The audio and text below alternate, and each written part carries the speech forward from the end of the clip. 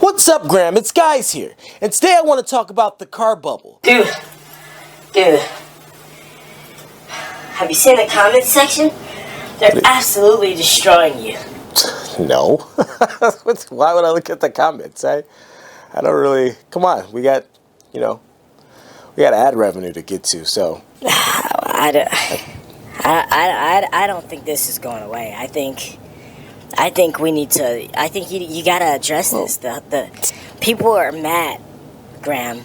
Figured we just breeze past all that and move on, So, come on, let's get to it. They're upset. Oh, geez, what are they saying exactly?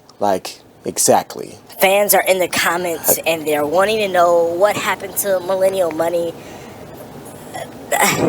Well, technically, that's not too bad. I mean, I think we could just ignore it, honestly. I think we could just go on about our day and we could talk about cars. Yeah, that's something that people care about, right?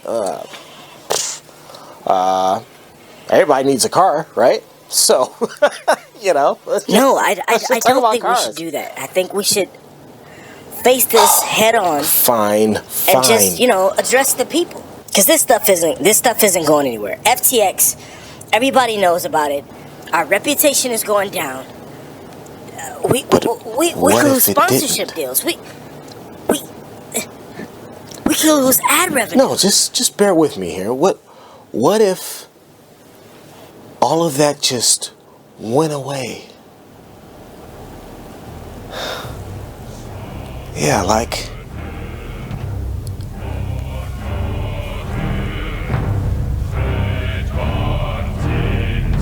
what if I just snapped my fingers and all of a sudden everything just disappeared?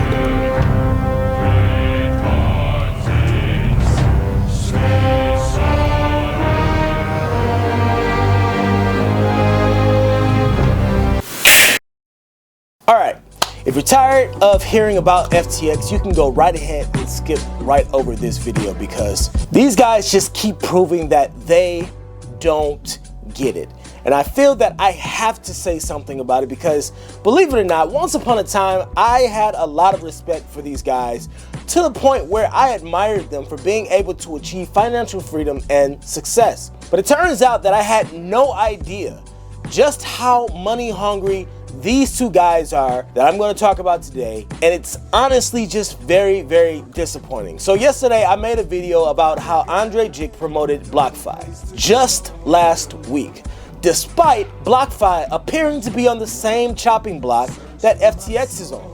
Up until last week, he was still promoting BlockFi when there are videos warning investors about BlockFi that date back as far as half a year ago. I said how there was no due diligence being done by these multi-million-dollar channels, and I gotta say, I was wrong. Because Stephan is definitely doing some due diligence over there in the checkered past of the Millennial Money platform that he once spearheaded. And ladies and gentlemen, if you don't know what Millennial Money is, or in this case was, it was a collective of the most popular YouTubers in the finance space coming together like the Fantastic Four. The group consisted of Stephan, Andre Jick, Meet Kevin, and Jeremy Financial Education. And a lot of people considered this a perfect pairing of sorts. These guys were the holy grail of the YouTube finance space. 4 different personalities, 4 different stories of financial success, and 4 different perspectives just seemed like the right combo. I'm not gonna lie to you, at the time, I thought it was a pretty dope idea because I was a fan of both Graham and Andre. Not so much Kevin and Jeremy, although I was aware of who they were and aware of their channels. I just never really resonated with them. But, they all work for the same agency along with Spencer Cornelia, who betrayed his viewers by jumping to their defense on the whole FTX scam. And so when they come together to form like Voltron, I'm like, oh, okay, well, this is kind of cool. It was something different and unique. But fast forward to today, and Millennial Money, needless to say, is no more. But they didn't need an FTX disaster to break them up because apparently their egos did a fine job of that all on their own. The Fantastic Four were disbanded when it was made clear that Kevin was gone from the show.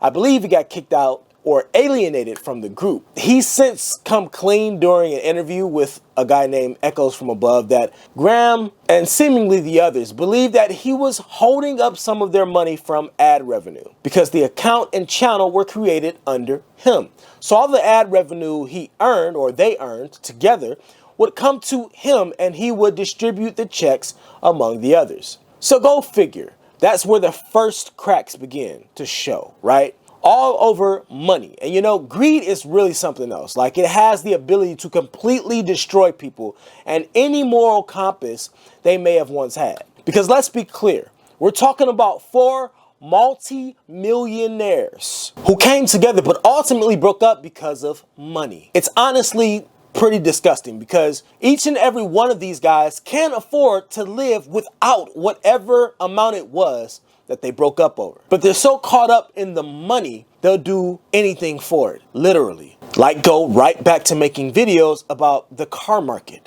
Some shit that nobody cares about. Nobody wants to hear about car prices, buddy. They want to know why you decided to Thanos snap away everything dealing with the Millennial Money channel. That's right. Every video and podcast recording made on the Millennial Money channel was deleted. And everybody by now knows that it was pretty much Graham Stephan. How do we know? Because Kevin is openly talking about it and is saying that the videos shouldn't have been deleted and should be put back up so we know it's not him, right? Out of the 4 of them, Andre Jick has the least amount of pressure on his shoulders because he never directly promoted FTX on his channel.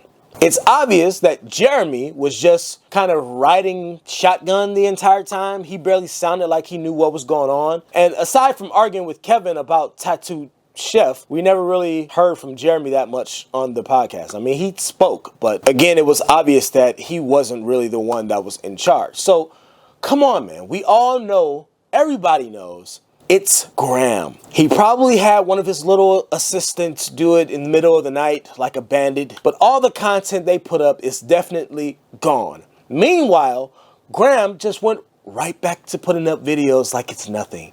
And the people are in the comments absolutely destroying him for it because he will not address it. He put out a 2-minute apology video and went right back to getting that ad revenue. And if you ask me, that's the most sickening thing about all of this. As I said, these guys are multi-millionaires. So you think after their involvement with a complete dumpster fire that was FTX, that they'd apologize maybe again, sincerely this time, and then just disappear for like a month. But no, they need that ad revenue, right? Gotta pump out those videos. And the whole entire thing is just nasty. The most respectable thing these guys could have done is put out a real genuine apology to everyone that they got involved with FTX and BlockFi. Then take a break from making videos and, I don't know, dedicate a couple weeks to getting active in the comments and maybe answering some emails to respond to the people that put them where they are in the finance space today. But those are my thoughts. You can leave yours in the comments and be sure that while you invest diligently, you also make sure you invest responsibly. Later.